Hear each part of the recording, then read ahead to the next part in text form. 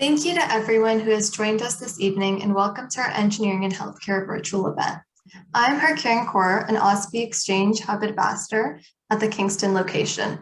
I'm a fourth-year applied math and computer engineering student at Queen's University. My work in school and outside has focused on combining the fields of mathematics and programming, as is seen in areas such as AI and machine learning. I'm happy to be here with you this evening. Before we begin, we would like to take a moment to acknowledge that we are coming to you from Kingston, which is situated on traditional Anishinaabe and Haudenosaunee territory. We are grateful to be able to live, learn, and play on these lands. On behalf of all of OSPE members, thank you to our partners for your incredible and ongoing support of Ontario's engineering community.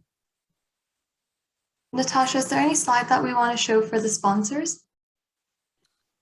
You know what, I can show it at the end and we can rotate it then. Okay. In 2019, OSPE launched exchange hubs at some academic institutions across Ontario. The 5 hubs were launched at McMaster University, Queen's University, Barriston University, University of Guelph, and University of Windsor. The intent is to provide the individual OSPE members with opportunities to collaborate on concerns relevant to engineering regardless of career stage in a multidisciplinary environment on initiatives specific to geographic sectors.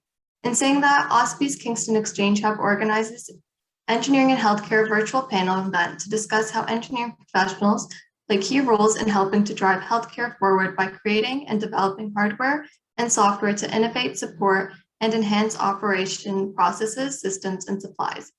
Let's jump right into it. I would like to introduce our speaker with us this evening, and Vivian-Scott, MBA, P.Eng, President and CEO of Kinarm.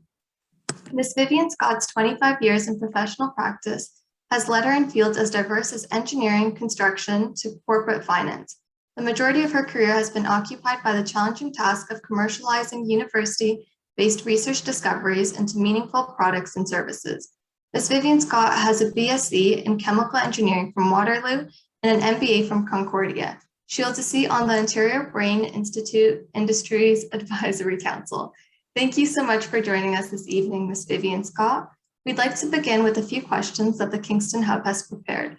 So our first question for you this evening is a lot of health tech / engineering is happening in the US. So what is Canada missing or need to be more competitive in this space? Thanks, Karen, for that lovely introduction, and great to meet you. And I thought, this is a really interesting place to start the questions because I'm a real pro-Canadian person, a real pro-Ontario, real pro-Kingston person. And I read that and I thought, well, wait a sec here, there's a lot going on in Canada. So, I think perhaps maybe, that there is a perception that everything is sort of rosier for healthcare innovation south of the border. But I'll be honest with you, I'm not an expert in this area in terms of understanding sort of, the various macroeconomic, drivers here. But I honestly think there's just as much, if not more, innovation in Canada. And what I think makes that a little unique is because of our healthcare system. We are what's called a single payer system. So you live in Ontario, everybody has an OHIP card that, essentially the payor is Ontario. And in my experience, when you go south of the border, which is a totally different system driven by insurers who, let's be honest, want to minimize the cost of delivering healthcare in the US, while at the same time, of course, the US has one of the highest per capita costs of care in the world, which is still just such a strange thing. But, their motivations are different. And I honestly believe that our so-called socialized medicine, what Bernie Sanders, kept tweeting about during the last election in the US saying, oh, if only we had a Canadian system like this in the US, right? Americans look up to it and say, hey, there's lots of advantages of it. And one of the advantages, I think, honestly, is that we come at innovation from a perspective of not how we're necessarily going to get paid. Those are important things to understand when you're trying to run a business, but to think about first, what is the end goal? What is it you're trying to achieve in terms of making the patient better, faster, reducing the cost of care, making it more efficient for a doctor to deliver care. You know, there's so many different leaders, so many levers, you know, so many different opportunities of ways you can make change in healthcare system. And I think, honestly, I think Canada is doing a pretty great job of it. And here in Kingston, we've got a couple of really unknown examples of local companies who are doing a lot to change healthcare. And so I can give you a little bit of a introduction to those two companies I'm thinking of, but lest I forget, those two companies I'm thinking of right now are Novari and Octane. And anybody who's, you know, at engineering, especially at Queen's, I would strongly encourage you to find out what they're doing, because they are really pushing the envelope in their respective product categories. Yeah, I think it's very easy to forget what Canada is doing in these industries. Even recently with the work I've been doing in class, it's great to see Canadian contributions. Well, and there's different, you know, like the United States specifically has just these enormous barriers to entry. You know, barriers to entry, you know, are kind of business jargon to say things that you have to get over, things that you have to do or you have to have answers to before you can actually deliver your product in the United States. You know, the healthcare, call it medical device field in general, has a ton of barriers. It's very, very difficult, you know, but that's true all over the world. You know, there's this enormous amount of effort we have to spend on compliance. We're not even selling a medical device yet, right? This is something we still in our, gosh, we've been around since 2004, but, you know, we're still aspiring to to sell Kinarm as a medical device. But in the US, you have another challenge, and that is to get reimbursement for your product. And certainly in my experience back in the days when I was in tech transfer at Queen's University with our entity called Partech Innovations, we saw a lot of our licensees really be challenged on that issue of reimbursement in the US. They had great products, but if there isn't a way for the doctor to get paid for it, then guess what? The doctor's not going to use it. So that whole challenge of getting a reimbursement code in the US just creates another barrier to entry. And that's, I think, one of the things that makes innovation a bit of a challenge in the US market scene.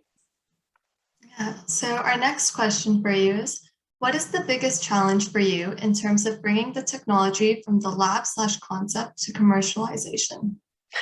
So I mentioned one aspect just before, which is compliance. You know,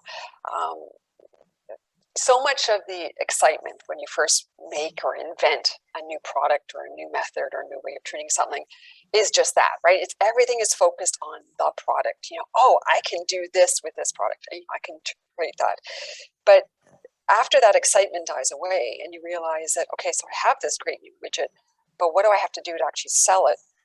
Now you've got to think about all these other things, which aren't honestly as exciting as you might think. Things like quality management systems. You know, are you registered? Becoming registered to sell a medical device in Canada, you have to have an ISO 13485 registration. We've had one for, gosh, almost 11 years now. And it's like, thank goodness we put the time and effort to put in a quality management system. But, you know, those things were really great at documenting what we do, but, you know, some would say they weren't the best sort of, they weren't energies that delivered sort of innovative returns. They didn't make my product better. It was just kind of something I had to do in order to be able to sell my product. So that's a big challenge. Having these other nuggets, such as quality management systems, compliance in place, both of those things cost money, of course. And so one of the biggest challenge of commercializing any technology is getting money. How are you going to fund this massive product development effort? And maybe this is where I'll maybe retreat a little bit into what it is that we do at Kinarm, because we are a little different in the sense that right from the very beginning, we said, this is not going to be, our little project is not going to be of interest to Standard Venture Capital. You know, this is we're going to change clinical practice and it's going to take us a long time to do this. You know, we weren't going to fit that required, what they call kind of the mold of being a sort of 3 to 5 year payout for somebody who's going to plunk down a whole lot of money from venture capitalists and say, oh, I'm going to make lots of money in a short period of time. Great, I'll invest. So we knew we weren't a great investable opportunity, so we had to figure out another way to raise money. the number one way, when you're inside the university, is that there are a number of small and growing, commercialization grants that will help to push along your project to kind of the next investable or next fundable, milestone. Ontario Centers of Excellence, which I must admit, I'm not as familiar with their programs these days as I used to be. They used to have a whole suite of programs that kind of pulled and helped fund direct dollars into commercialization inside the universities. So you have finding these little pots of money to help groom up your product and answer, well, first verify and validate that the product is of use to somebody and start answering some of these key questions. There's little ways of finding money. The other thing that we did that was quite different is that we actually started selling to customers really early, like really early. And these were sort of the colleagues or the peers around our inventor, and who kind of looked at his science and said, wow, you're able to do that with that instrument that you made for your science. Any chance I can get one of those instruments too? Because I think that'd be really handy for my science. So really early on, we were in this mindset of, we're going to start selling. We're going to sell early and often and use those early sales in order to really kind of grow the company organically. So how Kinarm got its start was sort of a combination of grant monies and selling to customers, and just bootstrap, and make sure you've got, the 0.25 of one person, 0.25 of another person, and make sure it all stays legit and complete, and hold the project forward as you move it forward. Do you think our socialized healthcare system makes it more difficult to get funding, or does it make it easier?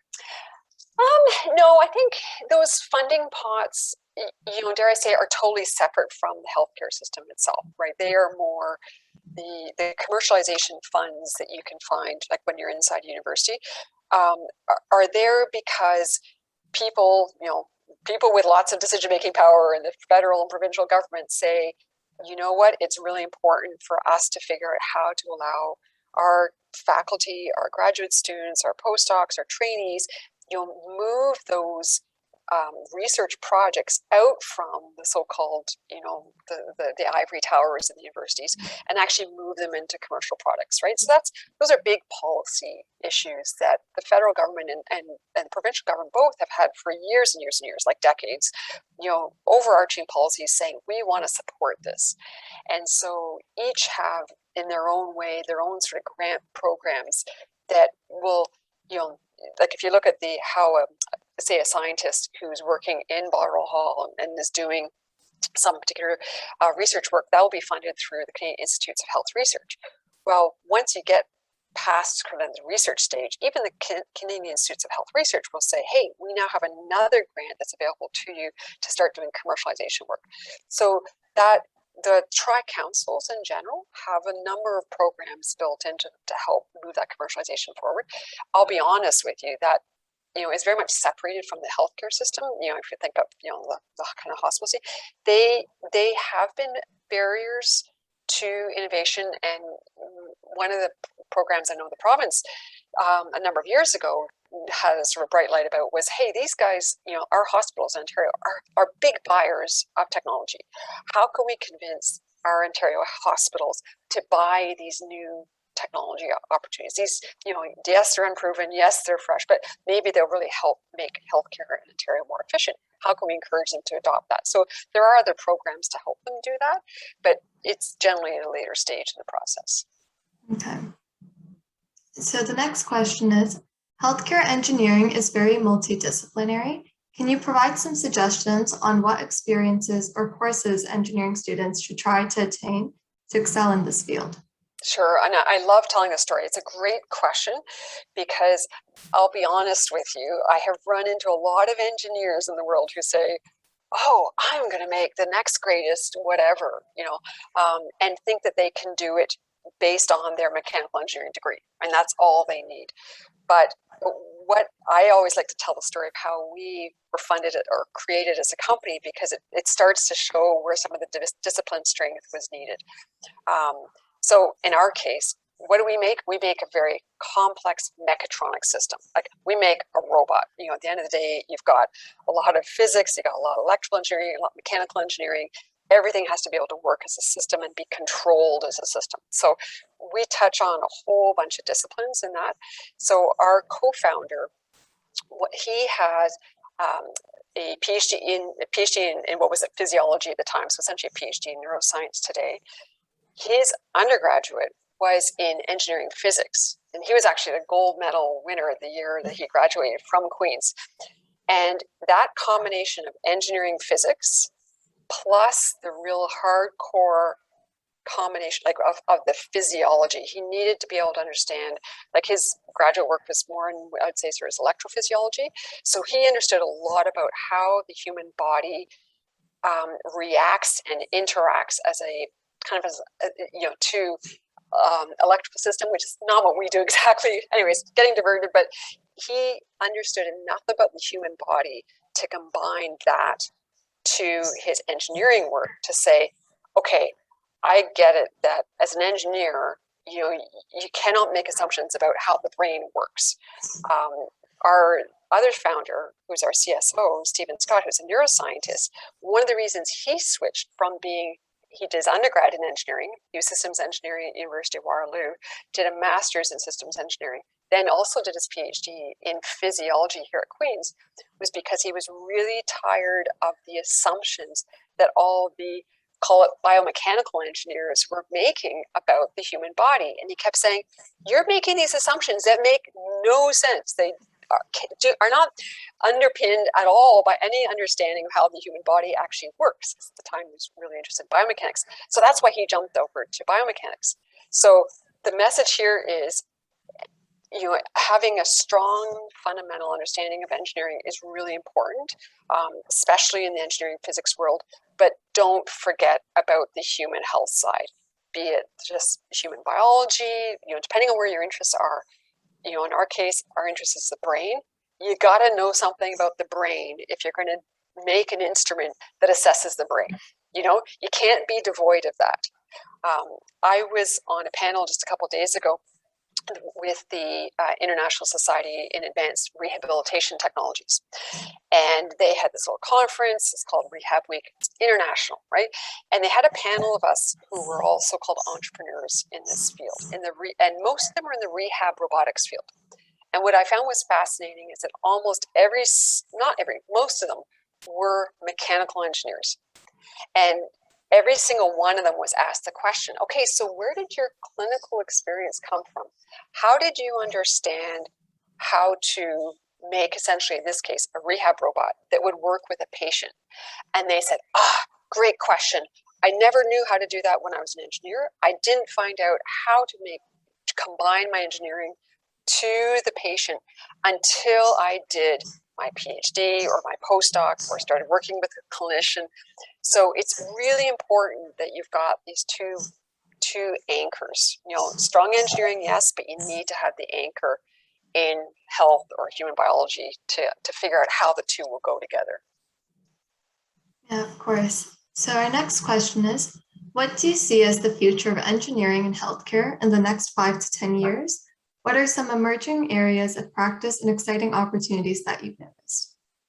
So I certainly think there's a lot of opportunity in the brain right now. When we started down this road, seems like a long time ago now, but even let's think back to, remember the first days of Obama. When Obama started his first presidential session, he introduced a program called essentially the Brain Initiative, which at the time was saying, hey, here we are in the late 90s. I think it wasn't. Sorry, hang on. When did he come from? Say mid 2000s, right? To mid 2000s. Let me get my years straight. And he said, we don't know a lot about the brain. How the heck are we, as not just as a country, but as a planet, going to crack that last nut? And so the US, UK, Japan all made massive investments into neuroscience in the effort to understand the brain. And I think now, which are kind of almost like 20 years later, not quite, are starting to see how that's playing out. And so there's a lot happening on the neurotech field. So in terms of where is there new medical device development happening, a lot of it relates to or interacts with the brain in some way. yes, there are the Elon Musks of the world and Neuralink who are, doing neural prosthesis. But guess what? Neural prostheses have been around for at least 25 years, right? And he's just kind of making it seem very real and happening next week, which is not. But they've been around for a long time, and neural prosthetics is certainly one of those kind of sci-fi kind of projects. You think, oh, isn't that cool? So the brain is one area. The other area, I think, of where people are making a lot of investments right now is in the area of data. And what do we do with all of this sort of experiential data that we have? And can it be mined for understanding various disease conditions? So I remember being at a conference a few years back where they said essentially their next clinical trial for their psychiatric drugs was going to be run with a phone. And that was because we interact with our phone, many, many, many, many times a day. And that by mining that data that tracks how we interact with the phone, they were going to be able to tell whether their psychiatric condition was better, was worse, whether we were on meds, off meds, whether we had taken our meds. And I think for many, many years, people have been trying to figure out how we can use these sort of digital images of ourselves that exist in the cybersphere to figure out how they can marry that data to effectively enable better care. Some of that's can be driven by yourself. There's a lot more, I think, like the proliferation of apps that allow you to manage your own health and to advocate for yourself is enormous. And sometimes that can be too much too. And, doctors are still really important. But I think I think the world is still undefined in terms of how that data can be used and harnessed for good. There's a lot of noise in that data, and trying to figure out where the actual signal is can be very challenging depending on what it is that what it is you're doing. Come back to the phone example for psychiatric drugs.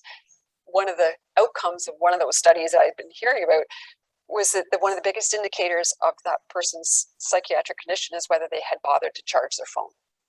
And that's kind of where the reality of the rubber hits the road. It's like, yeah, if the phone's not charged, then there's no more data coming in, and zero, you flatline, right? Which it's not nice to make fun of it, but you get the picture here, right? Sometimes these instruments are not very effective if they're not, if there's They always have their limitations. Exactly, there's always limitations. Yeah. The last question we have prepared for you here is, are there any questions we haven't asked you that you would like to share with us? Oh, that's a big open question. I think what I'd be interested in hearing from the attendees here is why did you connect with this session? What is it that's burning on your mind that you'd like to ask? And because at the end of the day, I'll say that the number one thing I want to support is young engineers getting into the discipline and the direction that they want to go. I was a co-op student, and one of the great things I loved about being a co-op student was that over my 6 work terms, I worked almost at 6 different places, and that gave me so many different opportunities to see so many different industries, because chemical engineering is a vast, vast field, right? And it really gave me that opportunity to whittle down what I wanted to do. And I think one of the things I've always, I thought was unfortunate for a lot of you folks in the non-co-op programs is, how do you get exposed to what you want to do?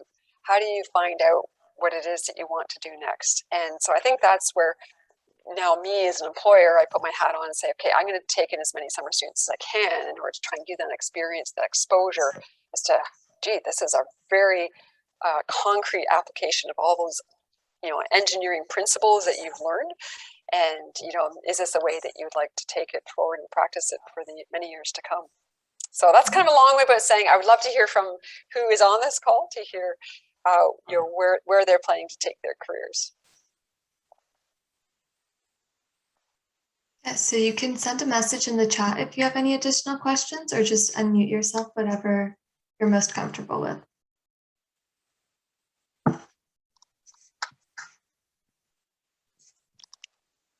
No, nothing. Everyone's being shy. Everyone's That's okay. We have a few extra questions prepared. So Sure. we'll just go through those. What do you believe are the most notable accomplishments to have arisen from multidisciplinary work in healthcare and engineering? Oh boy. Question. That is, um,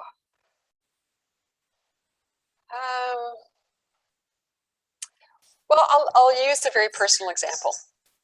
Kind of comes back to our understanding of the brain and how much we have learned in terms of being able to effectively provide outside stimuli to the brain when something isn't functioning. I have a son. I actually have two children. My eldest is 23 now, and he, at the age of about 18 months, was diagnosed as being deaf. And one of the things that we learned very quickly as young parents was, how could we apply good technology solutions in order to allow him to better integrate with society as he grew up. And at that time, it was a real mad dash to figure out, okay, what happens now? What do we do? Do we train him to sign language, or are there other alternatives? And so what we learned about were cochlear implants. And cochlear implants are essentially, they are an example of a neural prosthetic, a device that essentially sends a electrode into his cochlea in order to provide essentially an outside artificial stimuli, mimicking what the hair cells in his cochlea would have done had they not all died.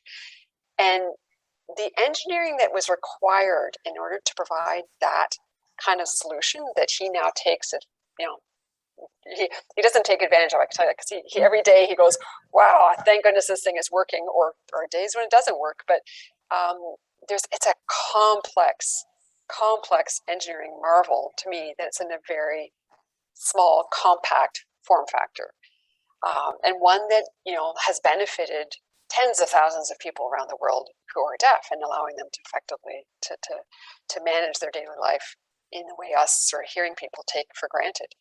So I think that those sorts of technologies are the things that really kind of blow my mind, that say, wow, how this happened, and the amount of research that had to happen to allow that to be developed, and the foresight, and the tenacity that those original inventors had to have. And they were big multi-collaborative groups. There were three sort of different groups that ultimately became companies operating around the world at different times to try and figure this out, because it was a really, really challenging problem.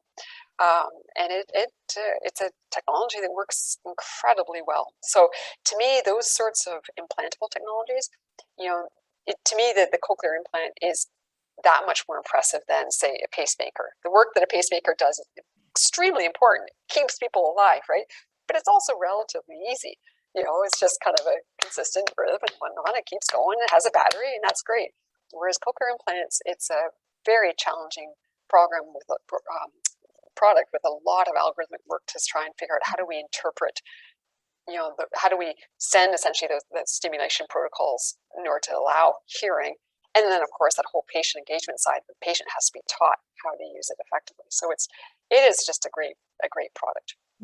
Not to mention, it's just difficult to mimic any human bodily functions, and hearing stuff.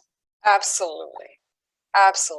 That is, there is some really cool stuff that's still in the early days, and some things which actually are working quite well. Company out of California, I know, it's called SpineX. And I think it's Reggie Edgerton's lab, and he's been working at this for nigh on, gosh, at least 20 years.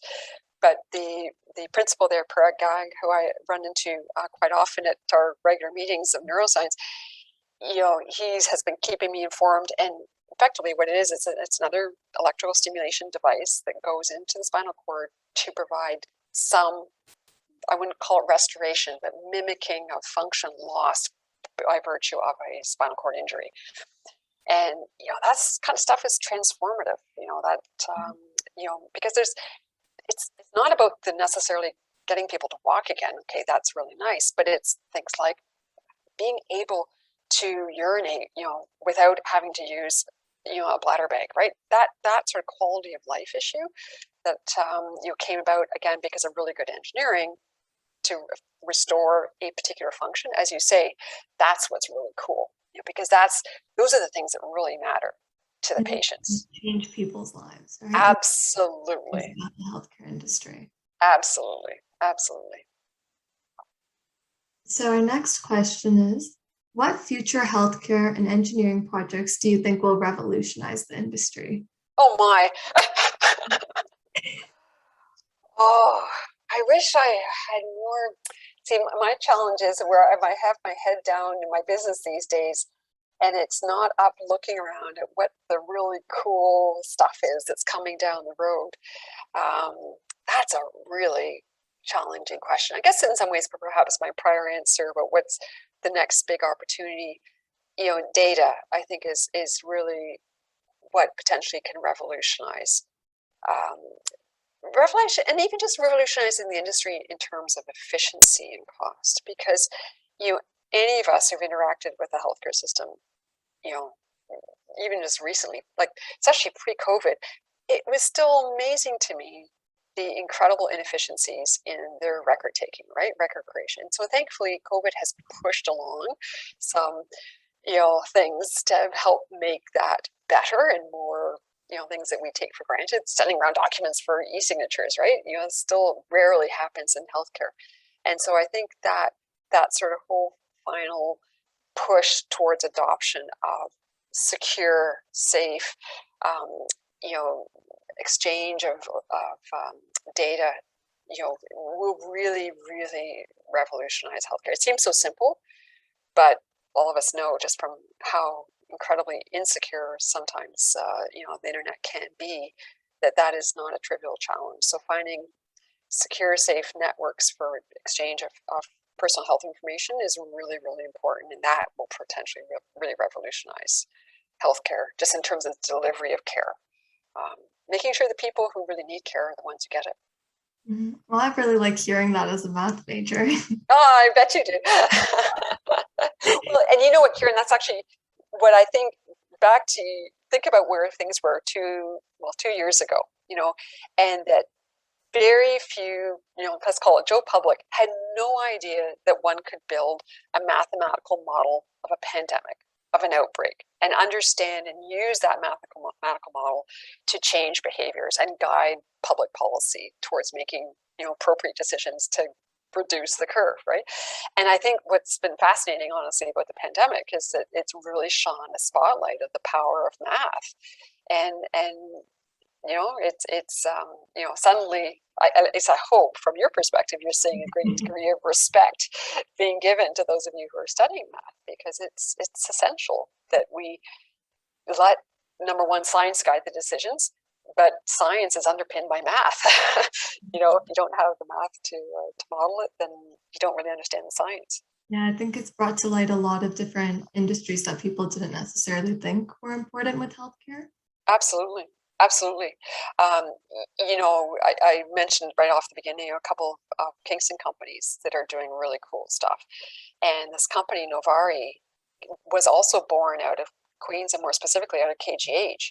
And that was their whole shtick is essentially managing the queue or the wait list in the healthcare system, which of course occurs in so many different places. And that was born out of a very specific need of one of the original founders to manage his own clinic, to manage his own wait list. His secretary would dutifully maintain all these little cue cards and update. Okay, talk to Dr. Mr. Smith, and he's doing okay, so so we'll put him further back in the list. And how you manage people to ensure in the list to ensure that the ones that are worse off get treated first was really his challenge. And so Novari was created to help build a simple IT system that would manage that queue. And then over the years, they've kept adding more and more sort of healthcare workflows to their product portfolio. And so when COVID hit, that team there upon Sir John A. just went crazy trying to figure out how could they launch, well, a number of different products, but certainly the whole telehealth, how to provide secure communication systems for patients with their doctors, family doctors, because of course we were no longer allowed to go and see them, but guess what, people are still sick. So I know John Sinclair there was just absolutely blown away that his team could create this product so quickly. And that's just data, that's just communication that's, being held out there in the cloud and stored safely and securely. And they've really defined the workflows so people understand it. It's intuitive, and it's a great product. And it's not medical device, obviously. It is just a great information system that supports healthcare. And those kinds of innovations are absolutely essential right now in order to help ensure that care is delivered where care is needed. Mhm. I think that's a great point that you just brought up, that you can work in the healthcare industry or innovate to improve the healthcare industry without necessarily doing things that require you to have knowledge of the human body or of health. That is true. That is absolutely true. Yeah, no, that is very true. So yeah, I'll come back and correct my former answer. Yeah, no, you don't have to have a PhD in physiology. So our next question is, in your professional years, you've worked in many diverse positions. Why did you decide to venture into healthcare and engineering? So that's a complicated answer, because I'll be honest, I don't think I ever envisaged this would be where I would end up. It was kind of one of those fortuitous landings, in the sense that I'm not the inventor of the technology that we sell, but I worked with the inventors to try and figure out a commercialization path that would make sense for the product that they sold. And they recognized early on, that they really needed a good business manager. And so, I came at it from a perspective of, okay, I'll help you out in business development. And then it was like, okay, I'll help you out in managing your back office sales stuff. And then it was like, oh, but we've got a little bit of money. Maybe you could actually come in and help us some more. And so I came at this from how could I apply my kind of very diverse skill set, which ranges from engineering to business, and finance. How could I apply that to essentially wrap around, this really great invention, so that the inventors could kind of keep working on the invention, and I worried about all the other stuff, all the operation stuff. So, that's kind of how I got there, which doesn't sound like anything planned, and that's often how career changes are. You're not saying, oh, in 5 years I'm going to do this. It just seemed to be a fortuitous thing to do. And my prior experience really had a massive range of corporations, types and sizes and experiences. I've done everything from the very large corporation engineering consulting firm to the very large manufacturing firms, to the really small itty bitty sort of tech transfer office, right? And so those experiences were all important to me in understanding how one works effectively in the engineering field. Had it not been for my really early days as a freshly minted engineer working at Fleur Daniel here on site essentially at what is now Invista, it was the DuPont nylon plant at the time. Had I not done that, then I wouldn't have understood the importance of design standards and how they're used within the engineering context, and how you maintain design files, and how you estimate a project, and how you bid a project, and how you actually project manage a construction project through to completion. Like, those are all important foundational steps. And so while my career route sounds very circuitous, to me they were all important steps to ultimately getting to where I am now, which is seeing so many different disciplines in a very small team. And so that means everybody has multiple jobs or multiple roles. I probably have the most different hats because I'm plugging a lot of holes around the operations side. But that's okay, right? It makes my day really interesting. It makes it very diverse. We're at year end, and so I am, today I'm kind of in finance mode. I'm thinking about all those things I need to do in order to close up our financial statements for our year end. But it started off the morning with production and our production meetings, right? So it's, I think it's a case of, what will excite you and what churns your crank. For some people, that's going to be working very solitarily, in a very solitary state on a very specific project. For others, like me, it's going to be interacting a lot with people and trying to solve multiple problems at the same time and trying to keep track and make sure you haven't dropped, a whole bunch of issues on the floor. So there is no wrong path in any industry, and I certainly didn't say, oh, I'm going to go in the healthcare field. That is for certain. It just kind of happened. It just kind of happened. So I think our last question for tonight will be, how do your past positions help you in your current career, and how have they helped you achieve your goals? I just stole my answer from my from my previous answer. Um, so yeah, I guess I'll sort of try to line it out a little bit more programmatically. One of the things, well, let me take it this way. An engineer is all about implementing change in some way, shape, or form, you know. And of course, the fields are extraordinarily diverse. You know, when I worked in oil and gas, I was worried about making sure that those distillation columns worked effectively, and when they broke, about fixing them, right? So that was managing change in that sense.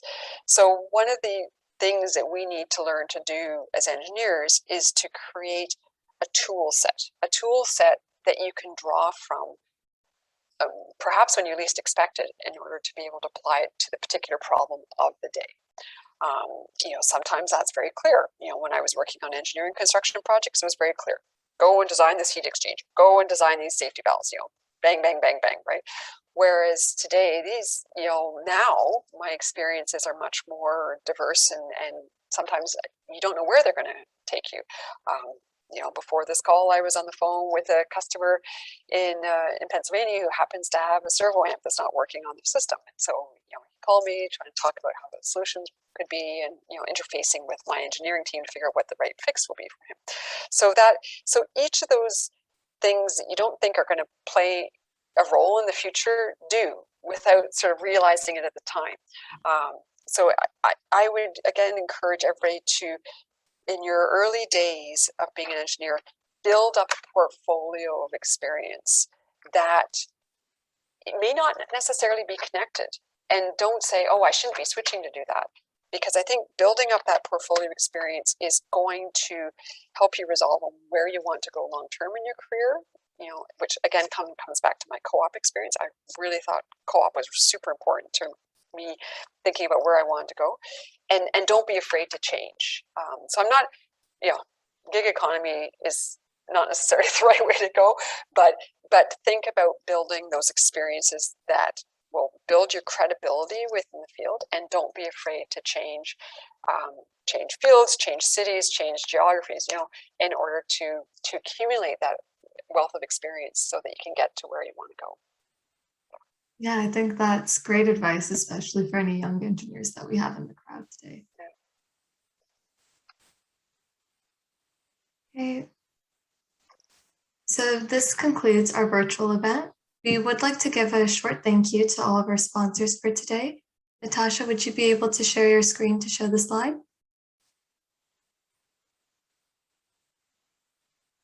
I definitely will. Just give me one moment and I'll pull it right up.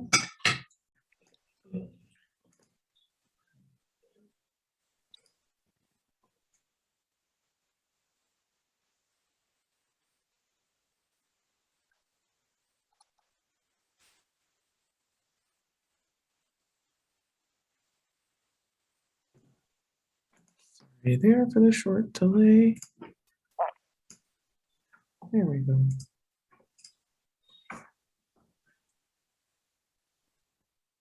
On behalf of all our OSPE members, thank you to our partners for your incredible and ongoing support of Ontario's engineering community.